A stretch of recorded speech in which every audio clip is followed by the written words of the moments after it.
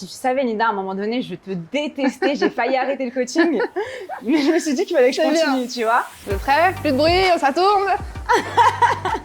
Hey, bienvenue dans ce tout nouvel épisode du podcast Success Coach. Tu veux savoir comment lancer ton activité de coach, comment pouvoir vivre à l'étranger et surtout comment construire une communauté engagée. On va voir tout ça aujourd'hui. Avant que je te présente l'invité du jour, j'aimerais te rappeler que si tu veux voir nos visages, tu peux aller directement voir la vidéo sur YouTube ou si tu veux juste écouter l'audio, le podcast est sur toutes les plateformes de podcast. Hello Linda, bienvenue, je suis trop contente de te retrouver aujourd'hui. Ce que je te propose, je vais te laisser un petit peu te présenter, nous dire un petit peu ton parcours, ta vision, ta mission, raconte-nous tout. Ok, alors moi c'est Linda Diniz, je suis créatrice de contenu et je suis coach également en développement personnel. Développement personnel c'est super large, du coup moi ma spécialité c'est la gestion des émotions.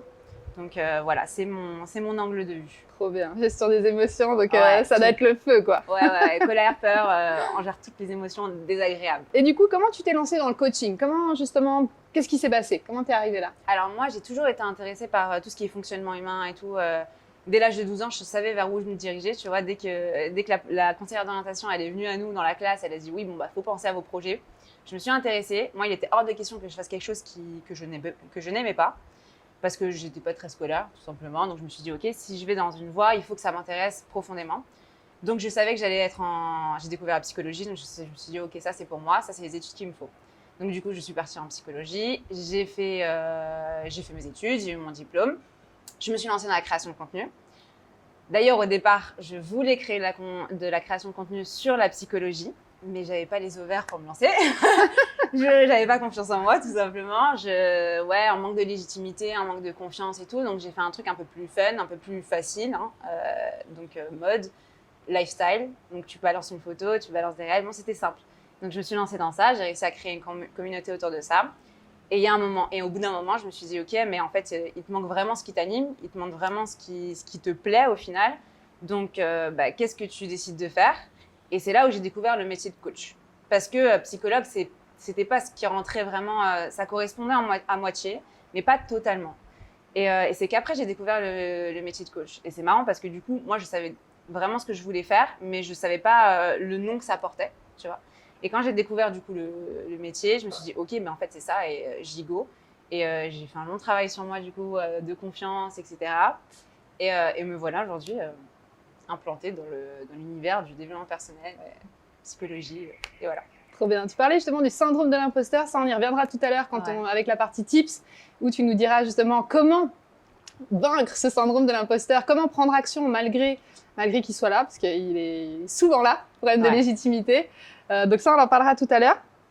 Mais du coup, comment ça s'est passé donc tes débuts, tu disais voilà, syndrome de l'imposteur, doute aussi un petit peu. Comment ça s'est passé un petit peu de passer de voilà le côté t'es en études, tu fais de la psycho, et le côté je me lance, j'y vais à fond, je me lance en tant que coach en développement personnel. Comment ça s'est passé? Alors déjà, il y a eu la phase création de contenu, tu vois. Donc déjà, j'ai vachement travaillé sur moi déjà pour être sur les réseaux sociaux. Donc déjà, parce que moi, j'étais vraiment pas photogénique, j'étais vraiment pas du genre à montrer, j'étais vraiment plus réservée où je me disais, je préfère être derrière. Et donc, j'ai fait un premier travail grâce à Augustin qui était déjà sur les réseaux où je me suis dit, ok, il y a quelque chose à faire sur les réseaux, pourquoi pas d'abord se favoriser, se challenger, tu vois, sur la confiance en soi à travers une image, etc. Donc, c'était un challenge, j'ai passé le cap. Et après, comment je suis passée de coach, ça a été un gros moment d'introspection, tu vois, un gros moment de travail sur soi. Et je pense, ce qui m'a fait vraiment me lancer et avoir de l'argent et avoir des clients, etc., c'est vraiment la mise en action. Et tout ça, ça a été grâce aussi à la connaissance de moi-même, tu vois. Vu que j'étais en psychologie, moi, c'est vrai que j'ai passé par un long moment de thérapie où pour être psychologue, même pour être coach, il faut faire un travail sur soi. Donc, j'ai passé des années à être en introspection et tout, en thérapie. Donc, j'ai soigné vraiment déjà les blessures qui me généraient vraiment des émotions beaucoup trop fortes. Si je suis dans les émotions, c'est pas pour rien non plus. Donc, j'ai fait ce gros travail sur moi. Et après, ça a été les petits blocages, donc légitimité, syndrome de l'imposteur. Et là, en fait, je me suis confrontée tout simplement à la peur. Je pense qu'aujourd'hui, ce qui empêche mais tout le monde en fait, enfin la grande majorité des gens qui ne réussissent pas qui ne réussissent pas à avoir ce qu'ils veulent obtenir dans la vie, que ce soit même amoureusement parlant ou professionnellement parlant, enfin peu importe, mais dans l'entrepreneuriat aussi également, vu que c'est un peu les gens qui écoutent ce podcast, c'est vraiment, ils se confrontent pas à la peur. il fuit la peur. C'est ok, j'ai ce problème-là, je vais faire comme s'il n'existait pas et je continue ma vie. Et en fait, l'émotion, elle est là, tu vois, la peur, elle est là. C'est pas, voilà, elle est là et plus tu la laisses de côté, plus en fait elle va grossir et en plus ça va impacter tous tes domaines, tous les domaines de ta vie parce que professionnellement tu perds confiance en toi, donc ça te crée de l'angoisse, c'est de l'anxiété, donc du coup tu es moins dans l'action, du coup tu arrives moins à te dépasser. Bref, ça grossit, tu vois. Et ouais, le premier travail, c'est de se confronter à la peur et de dire, ok, bah, quelle est ma peur profonde? Difficile, parce que quand toute ta vie, tu l'as passée à pense la peur, et qu'après, d'un coup, ça commence à faire cocotte minute et tu sens qu'elle est en train de sortir et toi, tu essayes comme ça de maintenir le dessus, mais tu sens que ça va exploser. Donc voilà, la solution, c'est d'ouvrir le couvercle et de regarder ce qu'il y a dedans, c'est ça? Ouais, c'est ça. Et surtout de réussir, parce que c'est un long travail aussi de réussir à identifier la vraie peur. Parce que des fois, on se ment, tu vois. On se dit, moi, pareil, hein, quand j'étais à Paris, tu vois, aujourd'hui, on est à Bali, mais je me disais, ok, putain, mais ce qui m'empêche, c'est le cadre de Paris, c'est l'anxiété que ça génère, c'est pour ça que j'arrive pas à être à l'aise et à me dépasser, tu vois. Et en fait, arrivé à Bali, je me dis, ah bah merde, ça suffit pas. Ouais, en fait, on ramène nos petits bagages à Bali, mais j'ai la même chose. Ouais, c'est ça, c'est le truc. Mais en fait, quoi qu'il arrive, tu es le problème. Ça, c'est un truc, c'est quoi qu'il arrive, tu es le problème et tu es la solution. Donc, peu importe ce que tu as autour, peu importe ce que tu peux trouver comme justification au problème que tu as, tu vois. Peu importe, tu peux dire, oui, moi, j'ai pas cette aide, moi, j'ai pas cette capacité, moi, c'est pas mes forces, blablabla. Peu importe ce que tu peux trouver, le seul frein que tu as, c'est toi-même. Si tu travailles pas sur ton mindset, si tu ne travailles pas sur tes blocages, si tu ne travailles pas sur tes peurs, si tu ne travailles pas sur toi vraiment profondément, peu importe ce que tu vas entreprendre, ça ne va pas fonctionner. Ça va fonctionner sur un petit court temps et après, tu vas rechuter. Tu vois. Genre, pour être fort, c'est pas… finalement, c'est quand ça ne va pas, tu vois, que tu vois à quel point tu ne peux pas te relever. Quand ça va, bon, tu dis « Ah, frère, en fait, j'ai réussi, malgré ne pas avoir fait ce travail, j'ai réussi quand même à avancer. » Au bout d'un moment, ça te rattrape. Et moi, je l'ai, en fait, face à mes coachés, c'est au bout d'un moment… mais j'ai des personnes, elles ont 50 ans, tu vois, elles ont 55 ans, 60, j'en ai eu 60. Elles sont mamans, leurs enfants, ils sont grands. Et en fait, il y a un moment donné où elles ont tellement mis de côté, mais en fait, ça part pas. Et à un moment, faut… T'as beau l'enterrer, revient le truc. T'as beau enterrer et dire, ah, ça fonctionne, j'arrive à avancer et tout, mais à un moment donné, ça te bloque et ça te paralyse. Et tu dis, ok, là, c'est beaucoup trop gros et il faut que je travaille. Et là, le déclic qu'il faudrait avoir, c'est, dès le départ, je travaille sur moi. Comme ça, après, je suis tranquille. Et je le vois en plus, vu que mon copain Augustin, il est dans le coach business, il y a beaucoup de clients à lui que je vois, que je peux observer, qui en fait sont freinés. Et c'est pas le manque de connaissances qui les empêche d'avancer. C'est pas des connaissances en finance, en compta ou en marketing ou quoi. C'est vraiment un manque de confiance en eux qu'il faut travailler pour pouvoir débloquer les choses. Ouais, exactement. Et justement, en parlant de ça, moi, j'ai énormément de coachés qui ont cette problématique que tu parlais tout à l'heure, en mode, un petit peu manque de confiance en soi, peur de se montrer sur les réseaux, peur aussi d'avoir le mauvais angle, d'être lynché sur les réseaux, d'être critiqué, que ce soit mal interprété. Et du coup, justement, quels sont un peu les conseils que tu donnerais? Parce que j'ai vu que tu avais une belle communauté sur Instagram, quand même, tu as réussi à avoir plus de 100 000 followers, donc bravo déjà, parce que voilà, c'est pas facile, surtout sur Insta. Donc dis-nous un petit peu comment tu as fait justement pour allier le côté manque de confiance, difficulté, mais en même temps j'arrive à créer une communauté, quand même une belle communauté. Comment tu as fait? Raconte-nous tes secrets. Alors moi, c'est vraiment step by step, tu vois.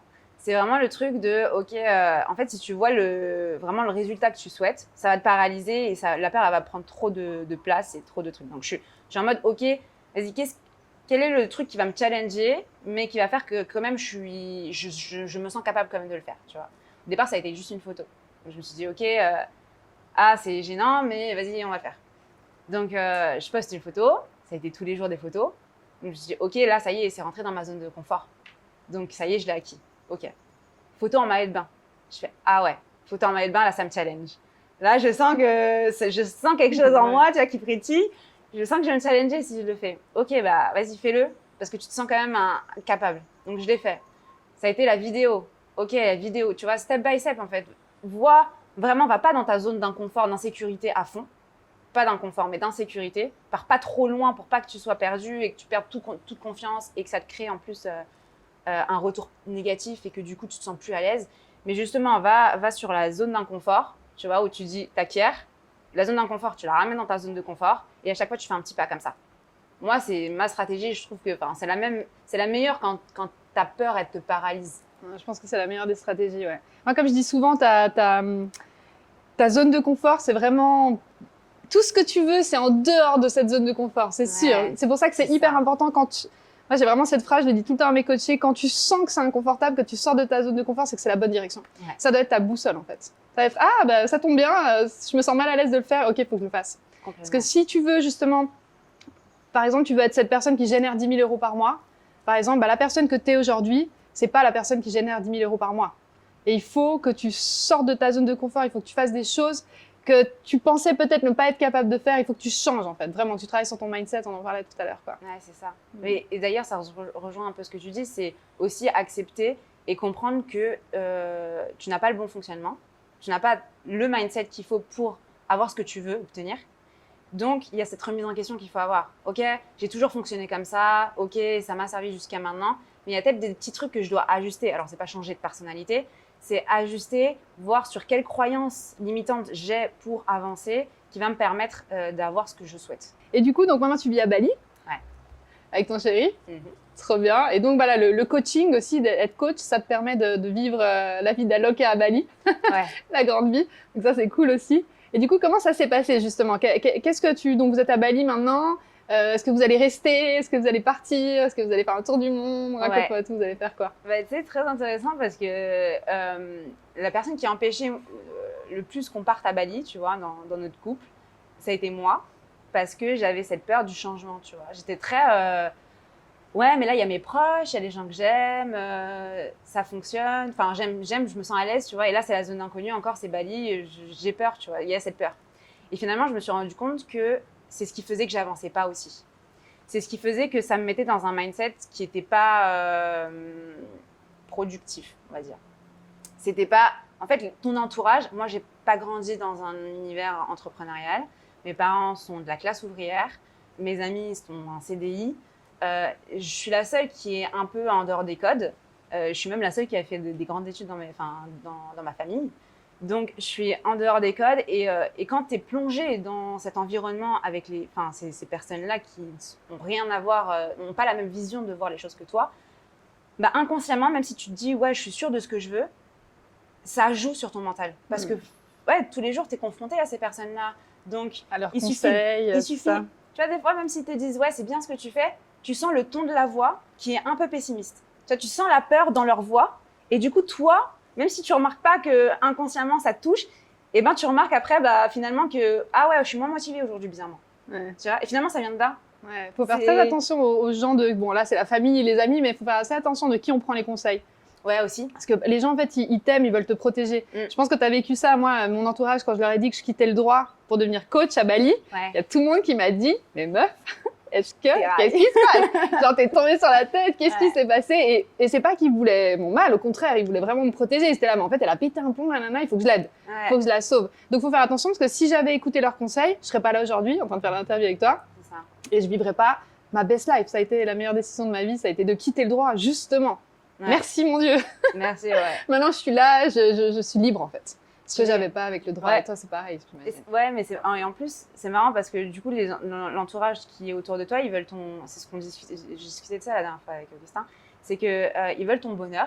Enfin, ils veulent ton bonheur selon les codes de la société. Donc finalement, ils veulent que tu aies un CDI, que tu sois safe au niveau monétaire, etc. Mais la vraie question, c'est est-ce que tu te sens heureuse ou pas? Genre, est-ce que t'es heureuse? Parce que c'est bien, t'as l'argent, t'as une maison, t'as le mari, t'as des enfants, tu vois, mais est-ce que t'es heureuse, tu vois? Si t'es pas heureuse, bah, du coup, c'est ça qui importe, finalement. Et moi, c'est sur ça aussi énormément que j'aimerais ouvrir les esprits, c'est se reconnecter vraiment à qu'est-ce qui nous rend heureux. C'est vraiment, tu veux entreprendre, d'accord, mais quelle est la chose qui te fait vibrer, tu vois? Et c'est peut-être pour ça que t'arrives pas aussi à te lancer et que t'as pas la motivation nécessaire aussi. C'est, ok, est-ce que t'es heureuse là sur le moment présent? Et dans ta vie, dans ton travail, dans ton CDI, dans la vie de tous les jours, est-ce que vraiment il y a des choses qui te comblent?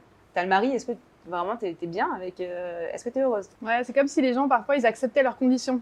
Donc, ils ont un job, ils meurent à l'intérieur tous les jours quand ils y vont. Ils ont un mari ou une femme avec qui ça va pas. Ils ont des enfants, ils en peuvent plus, ils en ont là. Mais ils restent dans cette situation comme si ils se disaient que c'était trop beau pour être vrai, en fait. Moi, j'ai pas mal de personnes, je discute avec eux et ils me disent « Ouais, mais j'ai du mal à y croire, en fait, que moi aussi, je peux vivre à Bali, de mon activité, avoir un job que j'aime. » On est vraiment dans cette société où, je sais pas, sûrement ça vient de l'époque de nos parents, nos grands-parents. Le boulot, ça doit être dur, en fait. Si tu t'amuses dans ton boulot, c'est pas un boulot, en fait. Retourne bosser. Ouais. Retourne dans ton CDI, ça va pas, en fait. Et ça, je vois beaucoup de gens qui ont l'impression qu'ils sont pas assez, c'est trop beau pour moi. Moi, je peux pas partir vivre à Bali. C'est vraiment ce qu'ils se disent. Ouais. Ouais, il y a ce truc de je subis. Genre, ouais, mais il faut subir pour avoir ce que tu veux. Ouais, mais en fait, tu peux apprécier et en même temps avoir ce que tu veux. Tu vois, le mindset, il est réel, c'est possible aussi de faire ça, tu vois. Puis il y en a d'autres qui le font. Ouais, aussi, quoi, et pourquoi pas toi, tu vois. Parce que on est tous des êtres humains, on a tous les mêmes capacités, on a le même fonctionnement, on a les mêmes neurones, enfin voilà quoi, ils se connectent différemment, certes. Tu as des forces, tu as des faiblesses, mais tu peux toujours arranger tes forces pour te procurer ce que tu souhaites. Et finalement, il y a aucune différence entre la personne successful qui a un mari qu'elle aime, qui a du succès, qui a la carrière dont elle rêve, et toi. Il n'y a aucun. La seule. Complètement d'accord. Complètement d'accord. Donc, pour tous ceux qui écoutent, si vous hésitez encore, foncez parce que c'est vous aussi, vous avez le droit. C'est tellement dommage en plus. C'est tellement dommage. Mais on n'a qu'une vie, elle passe très vite, très vite. Moi, je vois passer les jours, je me dis, c'est pas possible, quoi. Il n'y a pas le temps. Vite, comprenez tout ça. Il n'y a pas le temps. Bon, du coup, maintenant, on arrive dans la partie tips. Alors, comment, pour ceux qui nous écoutent, ils ont ce fameux syndrome de l'imposteur, manque de légitimité, comment est-ce qu'ils peuvent le combattre, le vaincre? Déjà, est-ce que c'est possible de vaincre le syndrome de l'imposteur? Ouais, l'action. L'action. Ouais, c'est comme je disais, fais des petites étapes. Tu peux faire des petites étapes pour juste te permettre de passer à l'action. Parce que, comme je disais aussi tout à l'heure, si tu as la peur, elle est là. Mais si tu la laisses de côté, eh ben, elle va grossir. Et à un moment donné, elle va te paralyser. Donc, juste identifie la peur et passe à l'action. Plus tu vas passer à l'action, plus tu vas mettre ça dans ta zone de confort. Et plus tu vas prendre confiance et avancer. Et même des mini-pas, des mini-steps, ça va. Ouais, des mini-steps, tant qu'on avance. Et être aligné aussi, vraiment se concentrer vraiment sur ce qui t'anime, etc. Parce que, pareil, dans l'univers de coach, et moi, je l'ai ressenti beaucoup aussi, c'est... on voit un peu tous le même contenu sur les réseaux sociaux. Les coachs ont tous un peu le même contenu, etc. Et moi, je ne me retrouvais pas trop là-dedans. Et je me disais, ah ouais, du coup, j'ai pas trop confiance sur moi, ma façon d'être en tant que coach. Je me disais, ah ouais, non, là, je fais pas les codes. Et j'en suis sûre que finalement, on est tous comme ça. Et finalement, on se force tous à copier les mêmes codes parce que c'est ce qu'on voit. Ouais, on voit les gens qui marchent et on se dit, il faut faire comme eux, quoi. Ouais, il faut faire comme eux. Alors que finalement, non, parce que s'ils sont amenés à travailler avec toi, c'est parce qu'eux aussi, ils ont une accroche avec toi, avec ta façon de procéder, tu vois. Et ça, c'est ta différenciation. Et c'est pour ça aussi que tes coachings marchent. Moi, j'ai pas essayé de avoir un... Tu vois, je suis très intuitive dans mes coachings. Je suis très face-to-face. Enfin, face-to-face. Et je suis très naturelle. Et à la fin, même, à un moment donné, je leur demande est-ce qu'il y a un moment donné où tu m'as détestée, tu vois?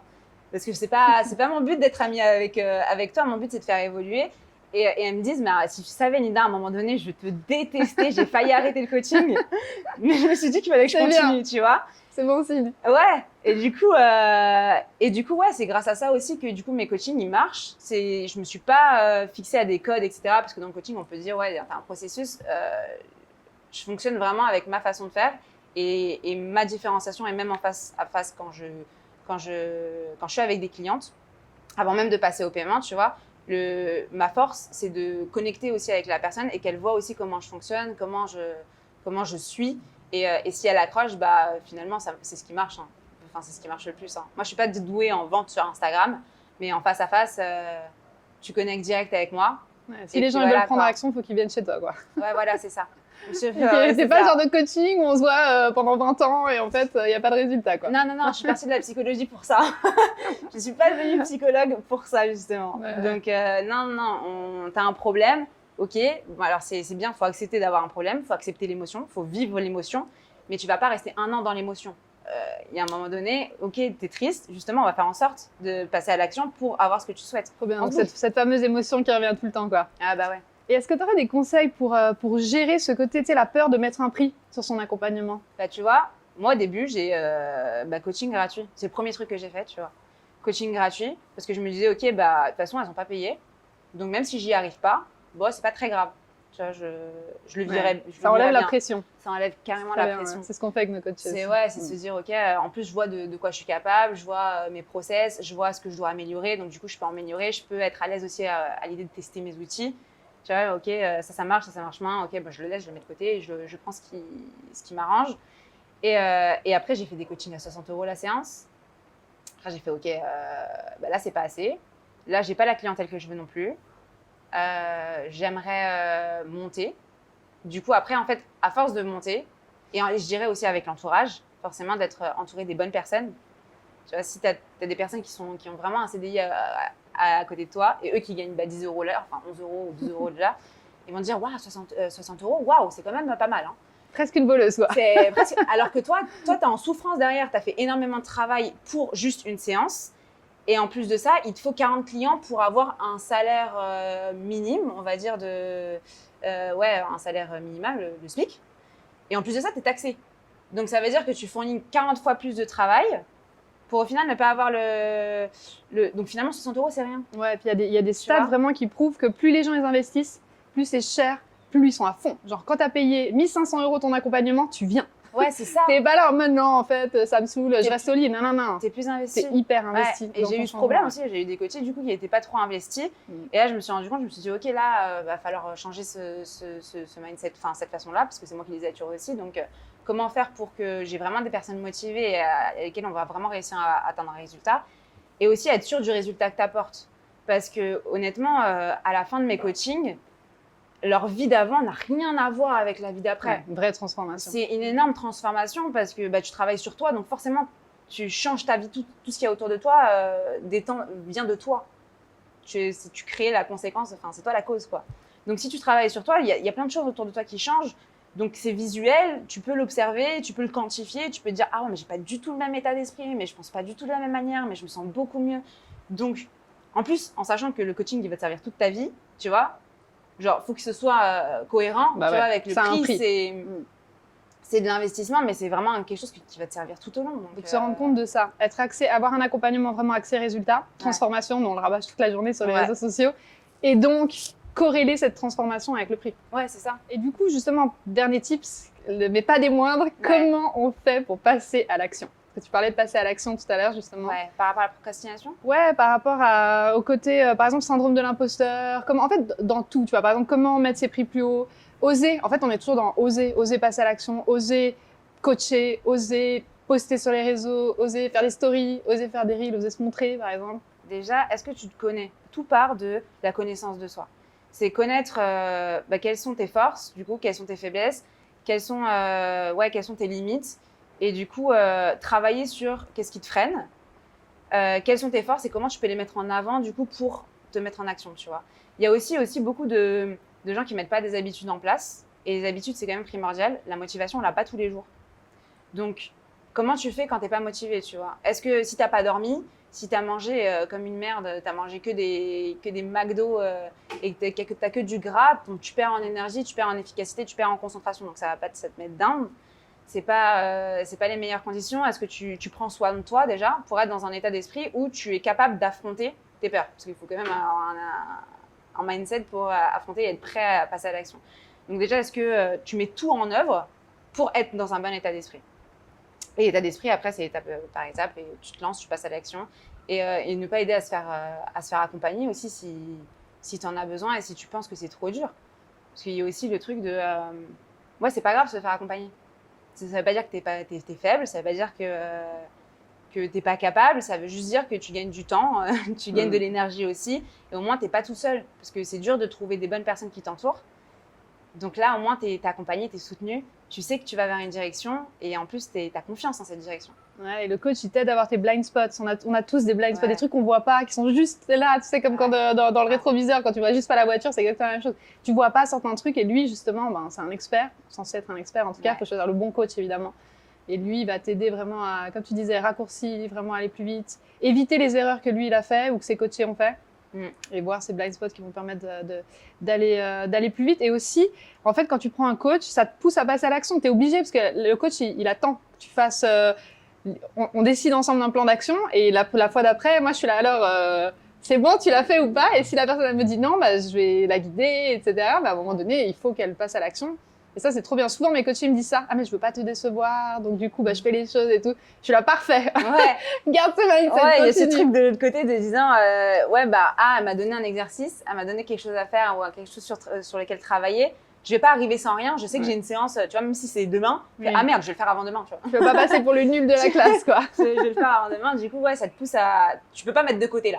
Tu peux pas dire, ok, bah, je reviendrai plus tard parce que là, il y a quelque chose qui semble plus important. Tu vois, là, t'as engendré un travail, donc là, tu es vraiment focus quelques mois dessus pour atteindre le résultat que tu souhaites et tu peux pas dériver. Trop Tu peux bien. pas fuir. Ouais, Trop c'est cool. ça. Bon, bah, merci pour tous ces tips. Avec Hyper plaisir. intéressant. Donc voilà, le truc qui ressort le plus pour moi, c'est vraiment les petits pas. Petits pas, petits pas. Y aller, oser, sortir de sa zone de confort, vraiment. Mm. Et même un truc qui paraît trop petit, c'est déjà mieux que rien. Ouais, et chaque élément qui te freine a une explication. Ça, c'est très important aussi à essayer de comprendre. Il y a toujours une explication. Te dis pas, t'es pas capable, ouais, c'est parce que c'est pas pour moi, tu vois. Il y a toujours un truc, si tu n'y arrives pas, il y a des gens qui y arrivent. Donc, si tu n'y arrives pas toi, c'est qu'il y a quelque chose à creuser, c'est qu'il y a quelque chose à travailler. Il faut juste trouver quoi, tu vois. Mais n'abandonne pas et va chercher ce qui va pas. Trop cool. Bon, bah merci beaucoup. Trop plaisir. cool. Et si on veut te retrouver sur les réseaux, on te trouve où? Ouais, alors Linda DNS sur Instagram, Linda D sur YouTube et je suis en train d'ouvrir une nouvelle page qui va être la recherche du bonheur. Donc pour inciter toutes les personnes à vraiment se focus sur leur bonheur, sur leur bien-être, vraiment se sentir bien. Donc la recherche du bonheur sur Instagram également. Trop bien. Je mettrai tout ça en description. Ouais. Trop cool. Merci beaucoup. Avec plaisir.